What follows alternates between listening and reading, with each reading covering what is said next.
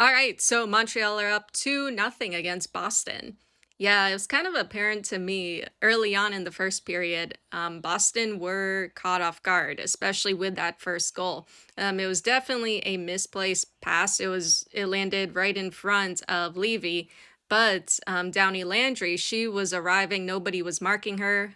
It was completely open, and Downey Landry, she would score first for Montreal.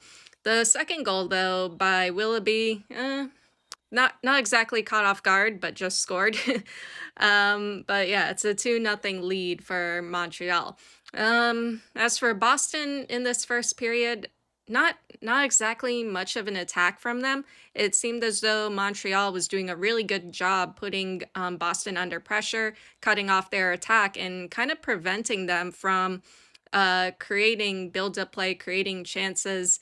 And yeah, Boston, to be honest, in this first period, it seemed like they were getting shut down for the most part. But props to Montreal. Something that I really like about them is how they apply pressure to individual players. And it was because of that pressure that Boston was kind of struggling to respond. They were kind of struggling to get forward and create those chances. So yeah, it was pretty cool by Montreal to do that. It's something that we've seen them do like many times before. Like Montreal, they just have really good pressure. They apply pressure in the center ice, in teams' defensive ends, and in their own defensive end.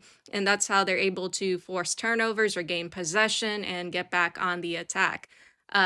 In Boston's case, they kind of have to figure out how to get out of this pressure. They have to get more possession, they have to regain control, and obviously they have to get forward with their attack. Probably the best way to do this is likely going to involve putting Montreal under that same type of pressure when they do get the puck. But yeah, even though they're down to nothing, I think Boston, they can come back, but it's going to involve them getting control, getting possession. But I would like to see them apply more pressure to Montreal. As for Montreal, yeah, they have to keep their lead because one time when they played Boston, Montreal, they were leading, I think, by 3 goals, but Boston, they managed to tie things up 3-3 in the third period, take the game into overtime, and then go on to win it in overtime. So Montreal, they have to maintain their lead, they have to score more goals, and they have to keep control, which they're honestly doing pretty well at.